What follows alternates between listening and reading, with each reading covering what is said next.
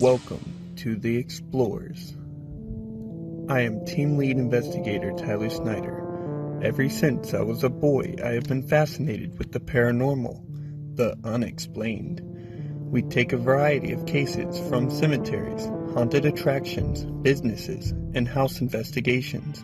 I have put together a team that shares the same passion. I'm co-lead investigator Cody Snyder. It is our mission to help those who have experienced paranormal activity. We give the deceased a voice. My name is Jordan Snyder. I am the case manager and camera operator of the Explorers of the Unexplained. Most people have paranormal experiences but are too afraid to come forward. Don't be one of them. We are here to take your case today. Hey, what's up, Explorers? Welcome back to the channel, guys. Today we have a very special place. We are at Madison Seminary. Alright, guys, so we have a big night ahead of us. We got about maybe 4 or 5 teams collaborating with us tonight. We're going to get a tour. We're going to see what's going on. The cemetery down the way we already checked out. A lot of great stuff. A lot of the residents were buried there, so very cool cemetery. A lot of history here, guys. A lot going on. So sit back and enjoy. We're gonna get a shot of the teams that are going to be collaborating with us, and let's do this, Explorers. Hi, I'm Chuck with Dark Shadows Paranormal. My name's Todd. And that's it. All I right. got nothing else for you. Thank you. Hey y'all, I'm Paul Horvath. I'm the lead investigator for Happy Hunting Paranormal. We're at Madison with Tyler and Chuck and the guys, and everybody else, ladies too. Hopefully it's a great investigation. Hope you guys like it. Thanks. Yes. Hey everyone, how's it going? My name is Marty. This is my son Sean, the father and son team out here at Madison County Seminary tonight. Hope we have a good time. Hope you enjoy this. Tyler is a very good person. He has a nice YouTube. You have to subscribe to it. And I want to say hello to everyone. Thank you.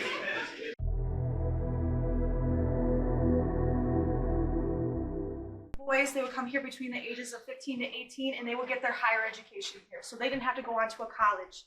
They would graduate here at 18 and go on to be lawyers, doctors, teachers, all that. Then after the school, they actually had the Women's Relief Corps purchased the building in 1889. And these would have been set up like bedrooms.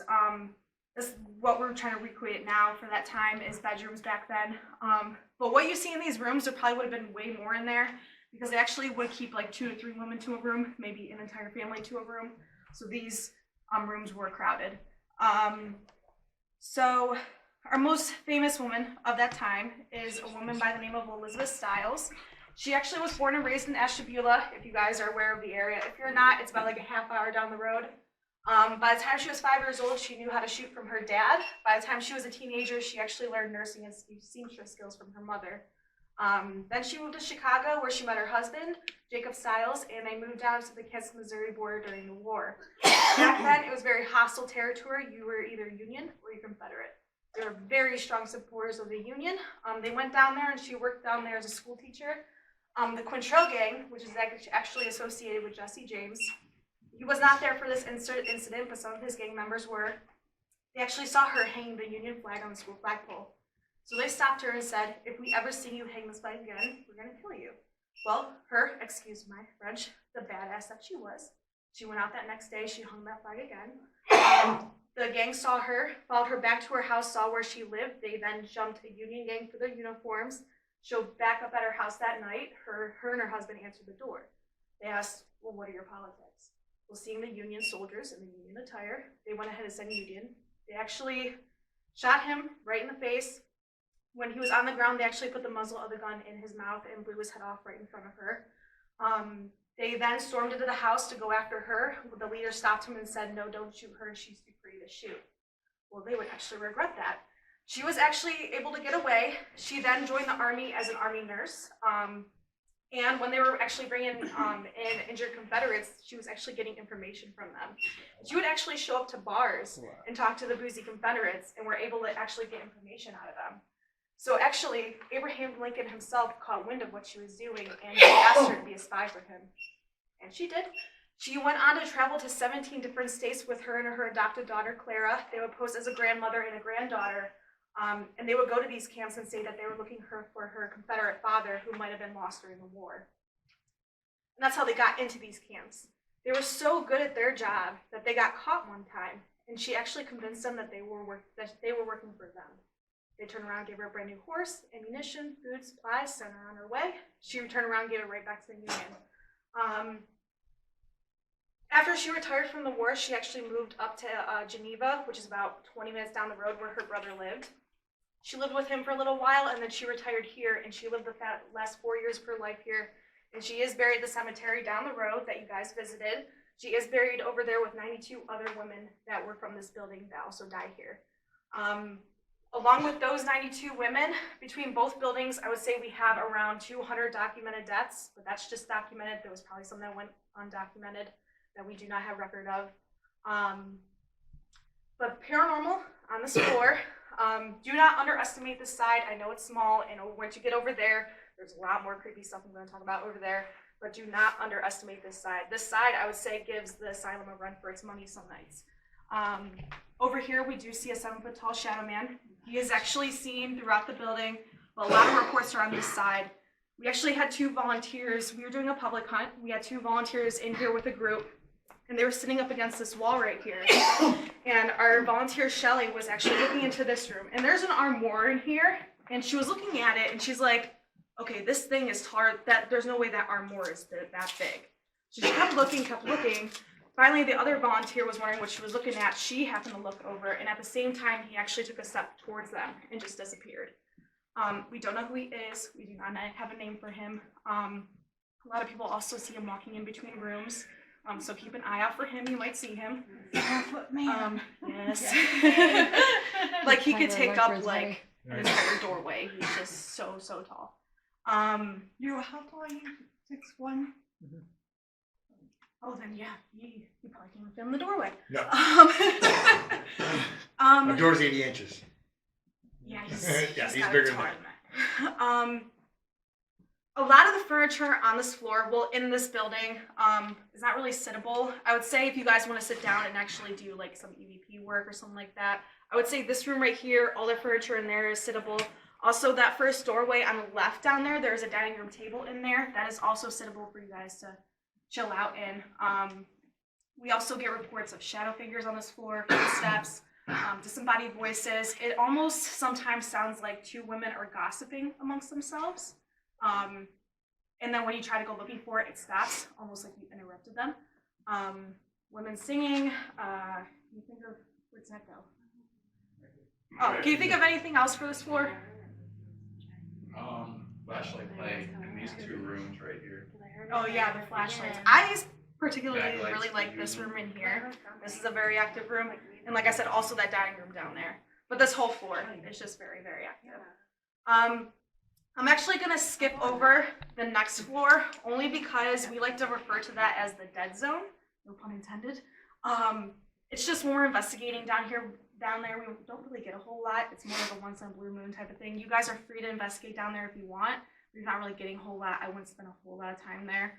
I would say if you're down there, you would hear footsteps up here or talking up here or something like that. It would be above you, or even that staircase right there. We've seen had a lot of activity on that too.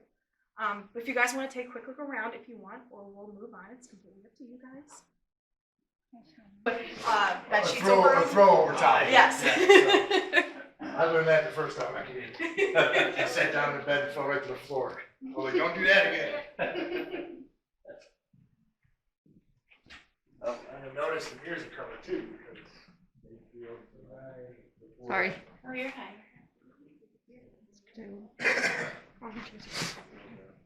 Awesome to have at Mom's wedding. What? That wheelbarrow or barrel? Not wheelbarrow. Barrel. Not a wheelbarrow. God. Can't talk today.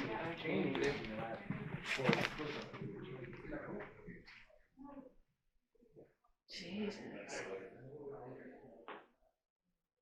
That box right there.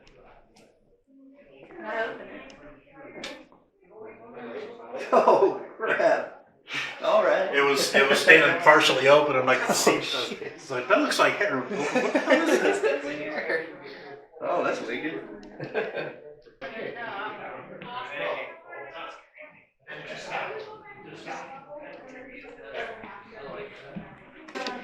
So this is our Civil War basement.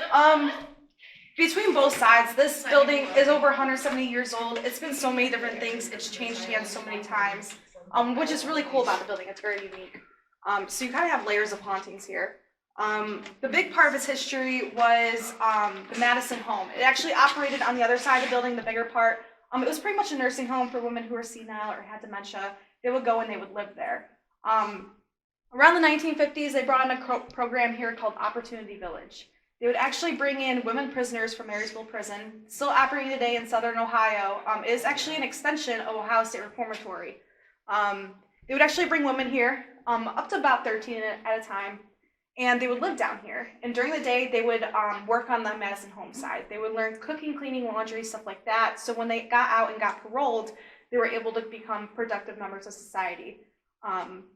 So most famous woman that we know of that was here was Blanche Jacobs. She was actually in Marysville for a double homicide. Around the early 1950s, she got caught in a check fraud case with her landlords down in Cincinnati. She pretty much got a slap on the wrist. Her and her husband and her 3 daughters moved up to Columbus. They ended up befriending their landlords, Mr. and Mrs. Robinson. They were 73 and 74 years old.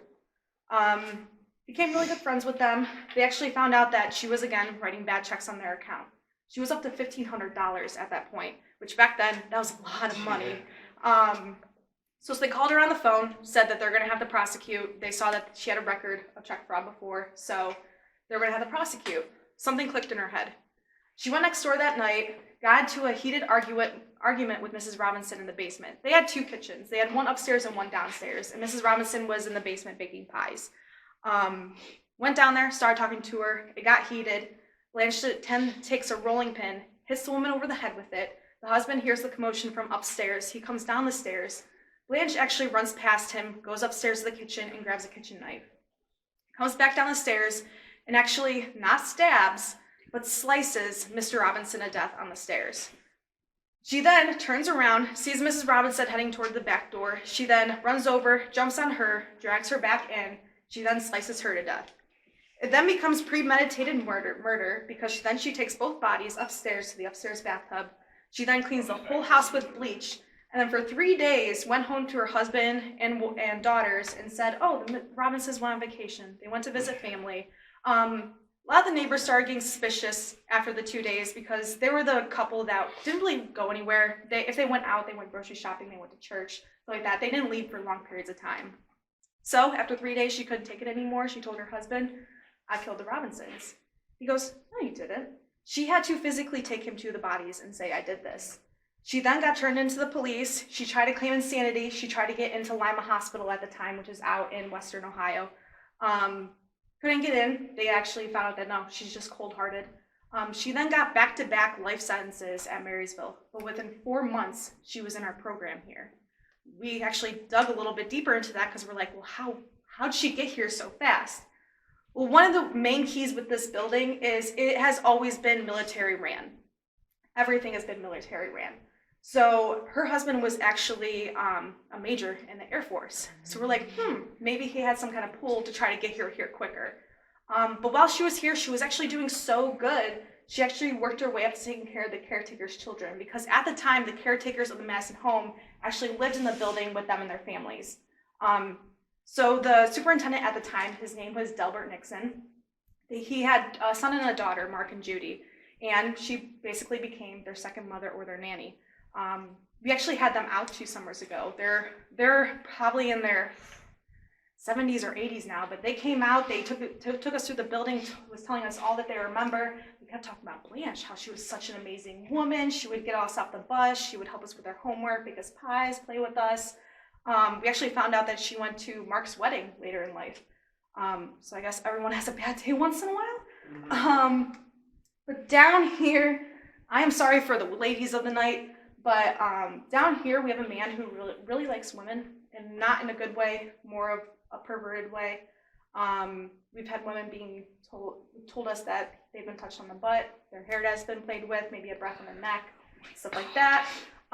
He does not particularly like men, especially men who are bigger than him. We feel that he almost feels threatened. So if there's men down here, he'll probably come at you more than likely. We've actually had it where we tested a theory where we put like all the men in this room and then all the women in the room over there. And it seems women get more of the activity than the men do. So that's a quick theory you could test out tonight. I can say though, Which room's warmer? I don't think any room is warmer, honestly. We went the warmer. But one thing I will tell you, because we were getting activity with what they were saying last night, it correlated to what went down, well, what they said went down here. The women prisoners, when they were here, they actually got caught sometimes having sex parties down here with the maintenance men that worked here. So last night we were actually down here with a team investigating, and we were getting talks of them saying, oh, party, oh, the food that we're gonna have. They were telling us they were gonna have pork and onions. I don't know. But they kept talking about a party, and we asked, oh, who's going? And they kept rattling off names. We got a Derek, we got a Ben, we got, there was another name. But it kind of correlates with the stuff that we've been told about what happened down here. But they got caught all the times having sex or drug parties or whatever, and they'd be punished and all that stuff. So you guys can actually ask if they're having a party tonight. It's Saturday night. Good night, He tends to hang out in the bathroom down there, or the room over by the stairs that we just came down over there. He hangs out in there. Why that bathroom is a little bit more updated is because in the late 70s to early 80s, the Madison Police Department and the Commissioner's Office did run out of this building. They actually used that bathroom as their shower room, and then in here was their weight room. The officers that actually used to work here, they came out and they talked to us during one of our flashlight tour nights, and they said that it was almost a punishment to come down here because even they were scared of this basement. Trained police officers were scared of this basement. I remember seeing an article about this. My mom sent it to me while I was living overseas. Yeah, about that? Yeah. Yeah, we've had a lot of people out that used to work in the building. Like, we also had dispatch run out of here, and they would tell us they would have all kinds of stories late at night. Yeah, this basement gets pretty creepy. It was definitely creepy last night, so I hope it's creepy for you guys. Sex parties and whatnot. I've been to OR. But you guys can take a quick look around. If you have any questions, you can ask me or Zach, and then we're gonna move on to our dining room.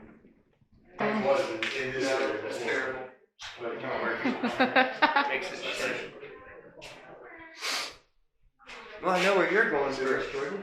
Yeah, I fucking had a feeling. I'm talking about my name. She said that. I was like, oh, Oh, I got those.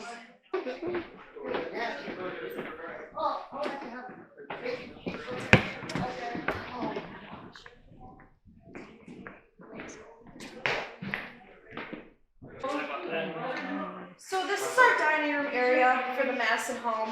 This is where the women came down. If they were able to come downstairs, this is where they ate all their meals. If any women who were wheelchair bound, bedridden, anything like that, we actually have a dumb waiter right over here on the wall that goes all the way up to our top floor. By the way, no, it does not. Otherwise, I'd be riding up. Those two bathrooms, for those who don't know, those are our only two working bathrooms in the building. There's 9 total, but those are only 2 that work. Over here is our kitchen area. We just recently got it opened up, but only this little window right here. We can't actually go in it yet. We still have to clean it out a little bit more, but hopefully have that open soon. You're fine. With this building, it's really hard to find new information on this place. If you Google Madison Seminary, you'll get the little 2, maybe 3 paragraph summary that I'm giving you right now. So it's really hard to find new information, but we just recently found some pictures of the inner workings of the building, which is very rare for this place. But it's actually over here. This was taken in 1953 of women sitting in this dining room having their meal. And a good reference point for this picture, these 2 windows and that radiator are still right over on that wall. So it was actually shot from over here, taken this way. That ramp wasn't always there. And these buildings actually didn't always connect. In the 1950s is when they actually built the building to connect both. But this actually over here used to be a porch area that they can come out and sit on. But down here for the paranormal, unfortunately, we do have a spirit down here that's a jokester. We nicknamed him Grandpa. We don't know if that's his real name, but we asked him, hey, do you like being called Grandpa? And he said, yeah, so we call him Grandpa. He likes to mess with you when you're in the bathroom.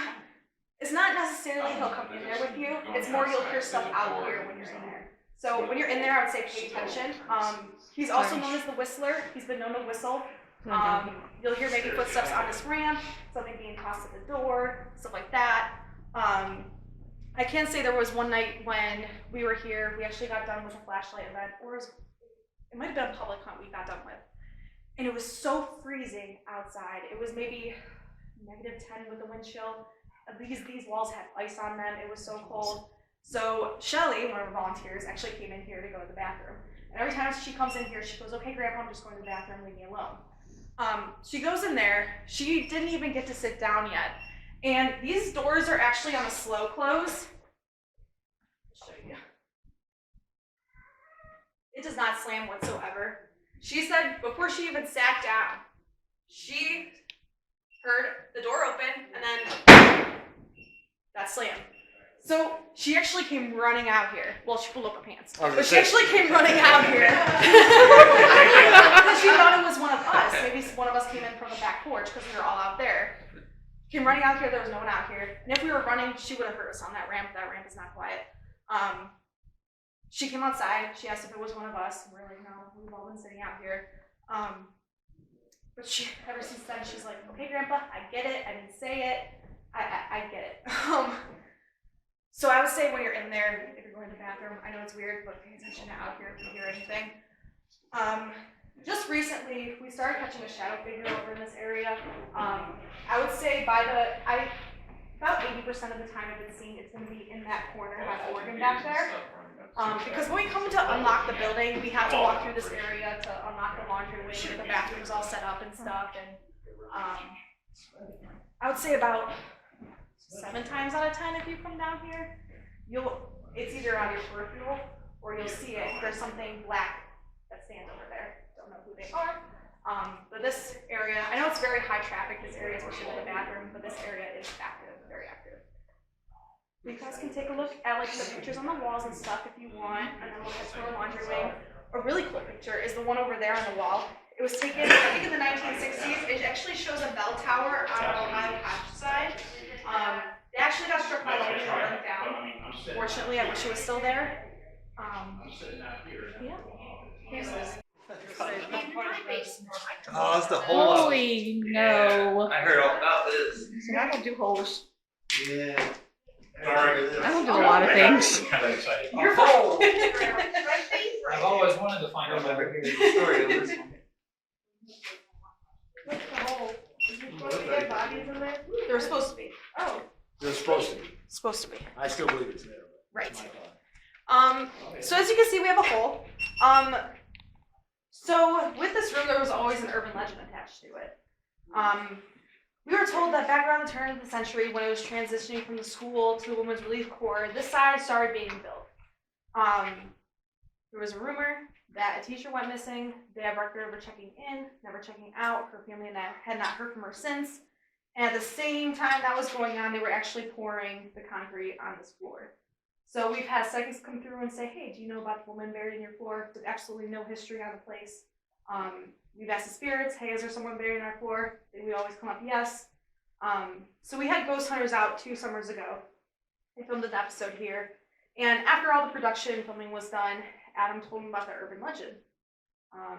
So they asked, can we bring in cadaver dogs? So they actually brought in 2 trainee cadaver dogs. They took them through the whole building, came down here. Well, actually brought them in one at a time. Brought the first one in, went all through the building, came in here. And about, I would say right about here, did its little pat and tell that there was something here. They took that dog out, other went in, same thing, went through the whole building. Came in here and about a little bit over, did a pat and tell. So they took them out. They asked if they could bring in ground penetrating radar, which we have been waiting to be able to take ground penetrating radar to this floor. They did the whole basement. They came in here, and about 2.5 foot down, they found a football-sized anomaly on their radar. So they actually asked, did we dig? So Adam said, okay, as long as you don't take down my building. So they actually brought in local excavators. They dug down, 2.5 foot down, they found nothing. So Adam's like, okay, go 3 foot. They actually went a little bit over 3 foot, still nothing. That's when they actually brought in Lake County, which is the county you're in. They brought in their active K9 unit. That big old German Shepherd got to the dining room and he started pulling. So the trainer was just like, I'm just gonna let him go. He actually came running down here so fast, he almost slid into the room over here. Came in here, and there was a big dirt pile from when they dug. He actually jumped on the dirt pile and did its cat and tell. So with canines, they're able to only sense back 30 years for a decomposing body, which is not turn of the century like we thought, but 30 years ago, this building was actually sitting vacant for almost a decade. We knew, the community knew that this building was abandoned. We knew that there were people who had keys because the county still owned it. Maintenance still needed to be kept up on the building. So people had keys, people broke in. So there's a couple theories that we think. Maybe she was buried here at one point and then moved. Maybe there was just a body laying here decomposing long enough to give off that bacteria and then moved. Or did we look in the wrong spot? Is she actually right over here? Like the cadaver dogs had told us. So actually, if you see over here, we actually started tunneling a little bit, because why dig up the whole floor if there's nothing just a little bit over? And we actually have all the dirt from the hole that we're actually going to sift through and see if we miss something. So paranormal with this room, before it was the whole room, we actually called it the dark room. If you start popping off questions about what happened to her, who murdered her, what's his name, stuff like that, this room will get so dark. These two windows are actually front facing to the street, so you should always be able to see light out of there. You'll see the street lights, cars going by, stuff like that. It will get so dark, those will black out. You can't even see your own hand in front of your face. You can't even see who's in here with you if it gets so dark. Also, at times it seems like they're almost surrounding you. It seems like there's more people in here than there really is. I had it one night where I was investigating. I was actually on that corner of the rail, and Shelly, our volunteer, was over here. I thought at one point she had moved over to me because I literally thought she was standing right next to me. And I was like, okay, whatever. A minute or two later, someone turns on their flashlight. She had not moved from her spot. So this room is a little interesting at night, especially if you're popping off questions about stuff like that. Also, if you're using any kind of like spirit box or phasm box or anything that talks, when women start to come over, a man will boom over top of their voice, almost like trying to shut him up. Like, you're not allowed to talk. So we're not exactly sure who the women are down here or who the man is. But this room is very, very interesting at night. The little room that's over here, we'll walk past it, but in the late 70s or early 80s, like I said, the Madison Police Department and Commissioner's Office right out of here. They told us that was used as a file room. If you actually look in there, there's a stone bench in there. It doesn't really look like a file room. It is actually below the base floor. Why would you keep files in something that would flood first if this building were to flood? So we actually think that was used as a holding cell, which they wouldn't tell us it was a holding cell because they weren't technically allowed to have a holding cell being the commissioner's office and all. So we think that was used as a holding cell. I don't think we've really gotten a whole lot of activity out of it. You guys can go ahead and try if you want. So this room is our actual laundry room. It actually used to be a big wide open space. That wall is not original. The county actually put that in. They were going to turn the room over there into offices. But down here was a very high traffic area when it was operational. You had constant laundry being done because not only did you have the women who were senile and had dementia, you also had people from Cleveland State Hospital, Apple Creek State Hospital, you had the criminally insane, the mentally handicapped, the physically handicapped. So there was constant laundry being done. So we do get a lot of residual in this area, but we do also get intelligent. One night we actually had K2 set up on these stairs. We had the top one for yes, the bottom for no, and the middle for unsure. And they were actually answering questions with what we were saying. And really, okay, if that's you, light up stair number 2, number 1, number 3. And it was actually doing it with that. We're like, okay, light them all up. We actually lit them all up all the way to red. So that was pretty cool. That was a cool night. If you guys saw us on Destination Fear, that is actually where Chelsea Layden slept. And this window is actually where she caught the shadow figure walking outside in front of it, which is actually pretty awesome because only the crew knew about that at that time. that we actually see even outside on the porch. If you look down this way when it's dark, it almost looks like something black is walking down here, and we do see a lot. This either something walking past that window or something peeking out of that window. We see a lot, so it's cool that she captured that. That was awesome. When you guys are down here, something that's debunkable. That closet actually has an old laundry chute. If you look up on the right side, that goes all the way up to the top floor. There are laundry chute doors on each floor, and if someone is on a floor standing in front of those, because I'm sure you guys are splitting off throughout the night, if someone is in front of those doors, it will actually echo down here, and it will sound like there's someone talking down here. If you guys are hearing any kind of talking, I would check there first, just to make sure it's not coming from that. I mean, we do get voices down here, but just in case, check that first. I'll point out the doors as we go up. You guys have any questions so far? No? All right, we're gonna head up to our first floor. Moving on up. So this floor, we either refer to it. Is Coach hot? So this floor, we refer to it as a caretaker floor. Down here in this hall, in this wing down here, is actually where the caretakers would stay with their families when they lived in the building. You had the superintendent's office right there. Connected to that, you had a formal dining room. The two rooms first down here is a formal living room and just a, I guess I'd call it chill out living room. I don't know, family living room. And then the rest were bedrooms. What we believe the rest of the floor would have been used for is 24-hour care patients, to where the nurses and doctors could get to them more quickly. Also, the staff might have used them as break rooms. I know in the early 1900s, we did have an in-house doctor at one point, so he might have stayed here on some nights. This room over here, which I say is the most beautiful room in the building, that would have been used as a sitting room for patients when their families would come to visit. They would sit in there and visit with them. This floor is very known for its shadow figures, especially this hallway down here. I know 2 incidences where it happened. Adam has a friend named Weebs. We call her Weebs. I think her first name is Anna. She used to come here all the time. She was actually staying in the building one night, back when we used to be able to stay in the building. She actually got chased out of this hallway by a big black mass that came at her. And she is not one to get scared, but it scared her so much she ran out of the building, and it took her a while to come back. Also, about 2 Octobers ago, we had flashlight tours every weekend.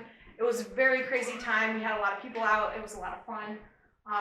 Shelly and our other volunteer, Denise, was up here with a 22-person tour. She had just got done talking. She was starting to let them room. All of them went this way. Some went into that room. Some went down the hallway. Stuff like that. No one went down here. But Shelly started hearing something down there. So she checked and she goes, I didn't see anyone go that way. But she went and checked, came back, and as she's coming back, a woman is screaming and cussing up a storm coming down this hallway. She then runs past Shelly and Denise down the stairs. Shelly couldn't leave the 22 people, so she had to send Denise down after her. She actually ran through our lobby, would not stop, until she got to the parking lot. Denise caught up with her and said, what happened? She said that she got to the end of this hallway, and actually this floor is set up like a U. If you go down these hallways and then down, it's actually a U-shaped. So she got to this part, she was able to look down this hallway, and she said she saw a man standing down at the end. She said she was okay with it, up to the point where he started walking very quickly towards her, and it got to the point where she started to make out his facial features, and she went running and screaming out. Her niece has been back since, but she refuses to come back.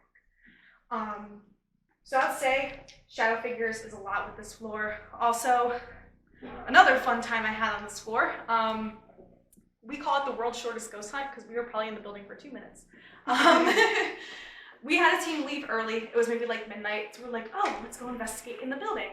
It was me, Shelly, and Denise. Me and Denise didn't really want to come in here because the building was feeling really, really eerie, creepy. We're like, we don't want to do this. Shelly's like, come on, you're fine, you're with me. So we got to this floor, we're like, I don't know, Shelly, I don't know. We went to a room down here, an empty room that used to have a table in it. We sat at that table. Maybe right before we even turned on the Fazza box, we actually heard a baby crying from this end of the hallway. And we do not have any record of any babies or anything like that dying in the building. We know at one point we did have an orphanage here, but it was a very short part of our history. It was maybe 8 months.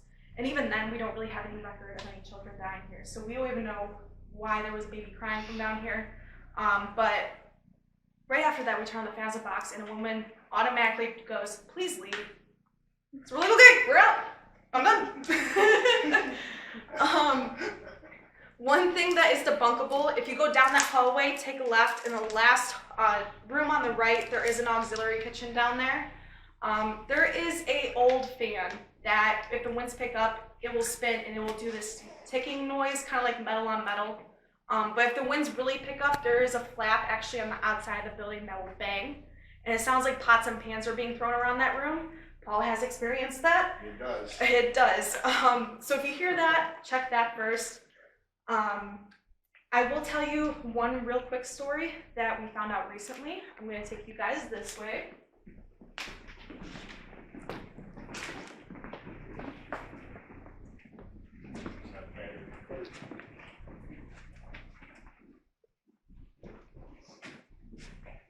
I know we're taking a weird way about it. There's a reason why.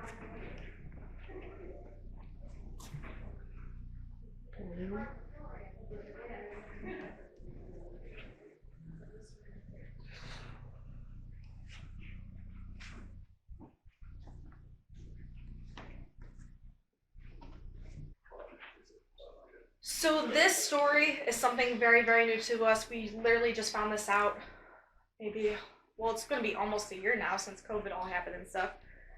So when COVID happened, we shut down for like 6-7 weeks.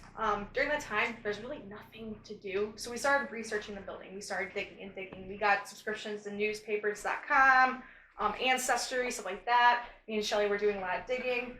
We come across this article about a woman named Mary Neal who committed suicide in the building. Now, Neal sounded familiar to us because we knew the names of our old superintendents. We had Weber, Neal, Captain Don Wheeler, and then we had Delbert Nixon. Neal was our second superintendent. The thing, like I said, with this building, it's always been military ran. The story is that he was not military. So actually the superintendent before him, Walton Weber, was actually trying to get Neal out, saying that he was not fit for the job, he was not from military, stuff like that. He should not be the superintendent here. Was actually trying to get them out.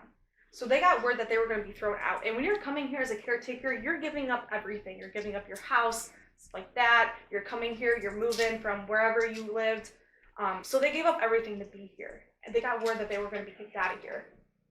So that night, Mary Neal, this was, as the article states, now with this floor, these are the only rooms that connect like this, so we think it was this room.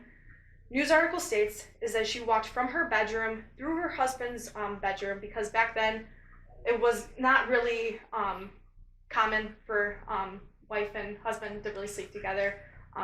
If they did, if they slept in the same room, it was probably separate beds.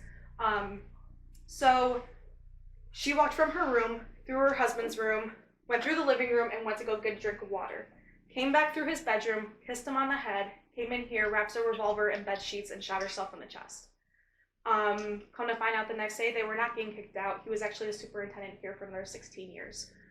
Her stepdaughter was actually the one to find her the very next day. So this is very new information. You guys can experiment with it if you want. Her name was Mary Neal. His name was Otis Neal. The really weird thing with him is we don't really believe the whole story that she did it to herself. Even if you wrap an old revolver in bed sheets, I can 100% guarantee someone in the next room is going to hear it. He had, like I said, he had a daughter, her stepdaughter. So we looked into his previous marriage. His previous wife died of a broken heart. We're like, well, what happened with that? We found a news article. All it said was his daughter, he actually had a daughter before the daughter he had now. She did a small fracture, and because of her punishment, she died from it. His old wife then died of a broken heart. He then comes here. He marries, that wife, came here. The stepdaughter found her. When he then retired from here, he actually lived, she still lived in Madison. His daughter still lived in Madison. Right up the road, it was called Wood Road. lived there. He lived there for maybe a year. She was 36 years old. One night, she actually ran out in front of a car and killed herself. They said that the car was 25 feet from her, and the driver said there was no way that she wouldn't have been able to see me. But she ran out in front of a car and killed herself right after her dad moves in to live with her. So it's a little weird that all the major women in his life have died. By the time he then passed away, he was actually worth $159 million. That was his net worth, which back then, that's billions of dollars a day. So, Still a lot of money today. yeah, right. So it's just a little weird that all the major women in his life passed away weirdly, very weirdly. Like I said, you guys can experiment in here. His name was Otis Neal, and her name was Mary Neal. So, guys, this is Sarah's room. If you looked up Madison Seminary at all, you probably have heard it one time, Sarah's room. This would be it. There's a couple theories of what Sarah actually is. One of the theories is when we get her, she either comes across as a child or a grown woman. Now, that could just be, two different spirits named Sarah, one a woman, one a child. Another theory is that if there's constantly people coming in here asking for a Sarah, and there's really no Sarah, and say Bobby Joe is across the hall and she wants to talk, maybe she'll come over and say, hey, I'm Sarah, now let me tell my story. It's another theory. Another theory is have you guys heard of a thought form? No? Yeah, it's fine. What? Yeah. Thought form? No? Bet you guys probably have, because have you guys heard of Slender Man? Oh, yeah. Yes. Now, we all know Slender Man's not real. But maybe Slender Man was able to get enough energy to now enter our reality. Are we able to create our own haunting by putting our energy out there? I can tell you way before Adam even first came here back in 2011, even before that, people were constantly in here coming and asking for a Sarah. When he first came here in 2011, both these doors were closed, and on that door right there was a sticky note that said Sarah's room. He came in here and he saw a bunch of toys, so we automatically started investigating like he was talking to a child. Now, this was always named Sarah's room, but even before Adam owned the building. So with these teams coming here, and maybe there's not a Sarah, we're able to create our own haunting. Another theory is something called a slow burn. We actually heard about this through Grant from Ghost Hunters. After they were done filming, Grant actually took Adam aside outside and said, we're not going to investigate. We didn't investigate in Sarah's room. And he goes, well, why not? He was like really confused because this is one of our more active rooms in the building. He goes, what I think you have in there is a slow burn. He's like, well, what is that? I've never heard of that. He said it's more of a malevolent demon or some kind of evil spirit, nestles into a place, gets comfortable, and then starts asking for things. And if you start delivering on what it's asking for, you're just feeding its energy. Example, the money right here. Money there, money over there, there's buckets of money over there. When Adam first had his first public hunt back in 2016, he was doing an active EVP session in here. He asked, is there anything you want? Is there anything that you need? And they got one word, money. Later that night, a woman stops Adam and says, hey, can I leave some money in Sarah's room? He's like, yeah, sure, go ahead. Well, monkey see, monkey do. People started leaving money for Sarah. So are we just feeding something that we don't know about, something that's here? We're just feeding that energy. Now, when you guys are investigating in here, they really like lights in here. Anything that lights up, anything that plays music, as far as flashlights, K2 meters, periscopes, anything like that. Cat balls is a good one. Weird, but they are your favorite. Anything that lights up, they love. Anything that plays music. I would say also when you're in here, pay attention to the hallway. It always seems like when we're in here investigating, there's always something making noise on the hallway. Footsteps, something crashing, a door slamming, something. It's almost like they're either trying to get you out or separate you. We don't know. We just say that pay attention to that hallway. It's very active as well. I think that's it for this one. Yeah, am I doing good? Thank you. Fantastic. All right, guys, we're gonna move on to our bathroom. So far, you got. So this bathroom is known as our murder bathroom. Murder bathroom. This is just a story that's been told to us multiple times. It's not police reported or documented. We can't find anything on it. But we do get a woman in here. This is a hit or miss hotspot. Sometimes when she's active, she's really active. And then some nights you won't really get a whole lot. You can hear a pin drop in there. But We had a team in here investigating, and they actually got a recording of what sounds like her saying they made it look like an accident. So it kind of correlates with the story in here. The story goes is that a woman was raped and murdered by the sink area in here. Like I said, not documented, anything like that, so we don't know if it's true or not, but we do get a woman in here.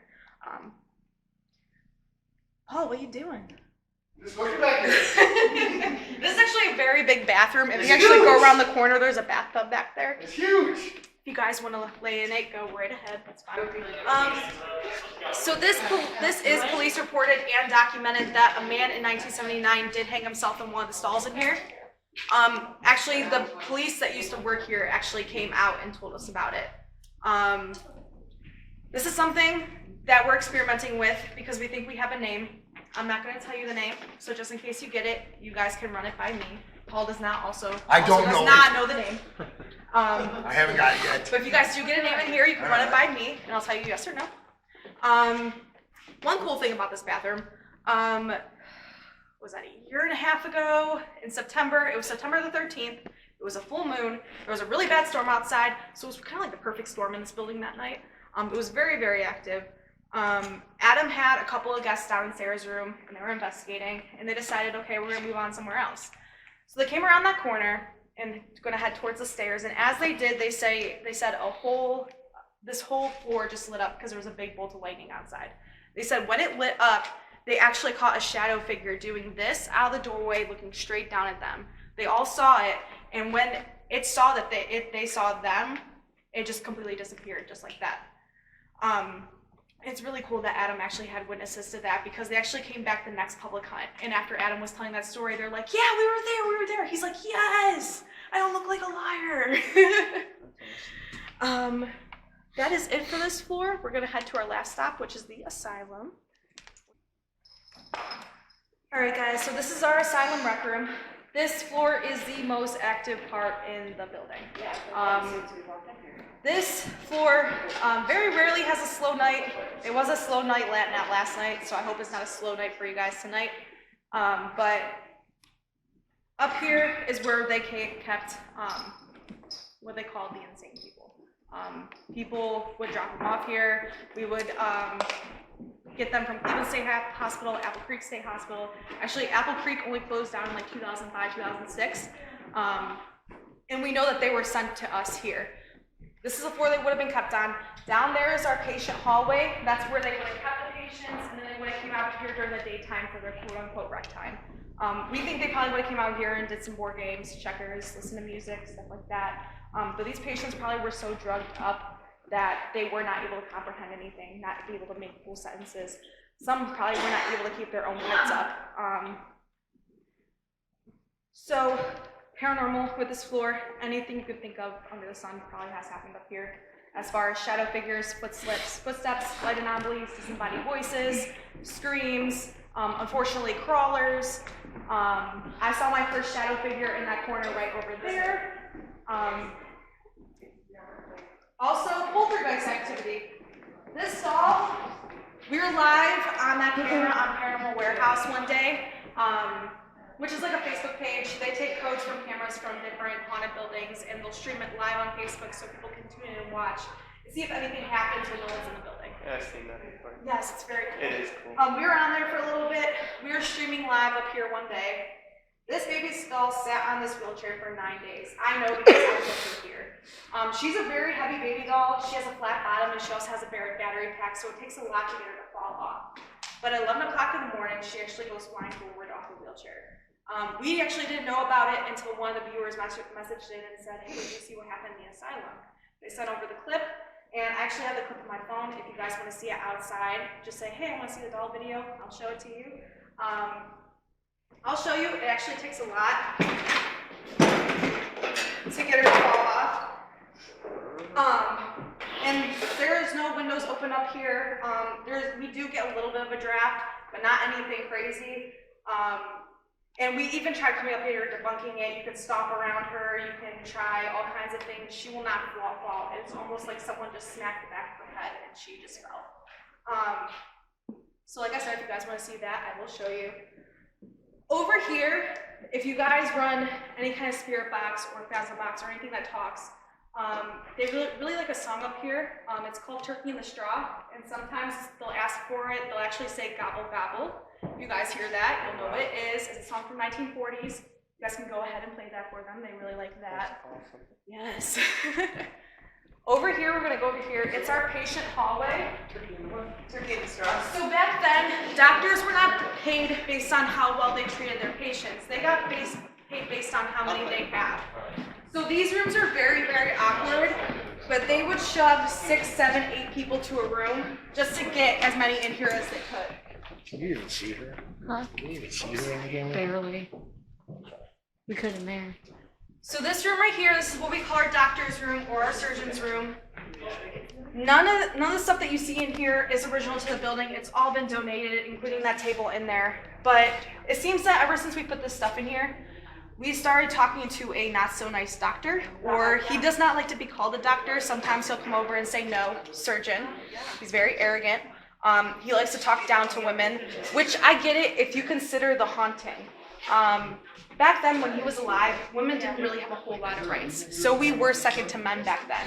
So I get why he's talking down to women like he is, but still aggravates the crap out of me. A lot of women get angry in that room. So that's a really cool room to investigate, and I like that room a lot. We'll get this room in a minute. This room over here, this is Paul's favorite room. Oh, I'm sorry. This is what we call our mind warp room. She tends to play with your emotions in this room. Oh, I'm so sorry again.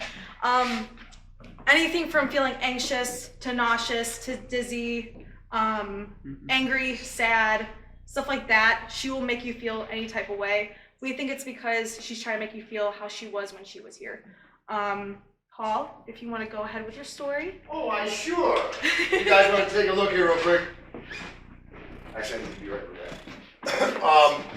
My first investigation here, I was told that in this room, being the mind warp room, things happen, you get feelings, so forth. I was also told this is kind of the general area that whatever's in this room doesn't like people to be in. I'm sure you guys have heard of the Estes method, correct? Yep. Right? So I'm sitting in a position like this, with my back against the wall in a squatted position. I have the spirit box, and I also have my headphones on. I'm repeating what I hear. They're asking questions. There was 7 of us here that night. They're all in this room. And I distinctly remember saying move twice. I don't remember anything after that. What I was told was I kept saying the word move over and over again, louder and louder and louder. And then the very last time that I said move, I screamed it. Now, the next thing I remember is I'm actually laying physically on the floor. Something pushed me from the left-hand side, basically told me to move. They said when I got up, I looked like I wasn't in the right place. My son walked me over to the steps to go downstairs, to go down that way. And that's, I kind of remember where I was at then. And I said, oh, hell no. Came back in here and we did some more investigations. But I was actually physically touched in this particular spot in this room. Last time we were here, this bell was put up because we were here the weekend before MadCon, and they put this bell up. And my wife was standing here, my son was over here doing the Estes method, and we were making comments about the bell. And my wife says, if you're not going to ring the bell, I'm going to ring it. And right at that precise moment, my son, with the headphones on, says, don't touch my bell. So we all know how spirit boxes work, and we all know that, what are the odds of it coming across like that. At that point, my wife left the room. But, I mean, those are just some experiences that we've had in this room. I love this room. I love it. I call it the Mind Warp room. I will be investigating it, but I just wanted to share that with you guys. That's why I love this place. I got touched.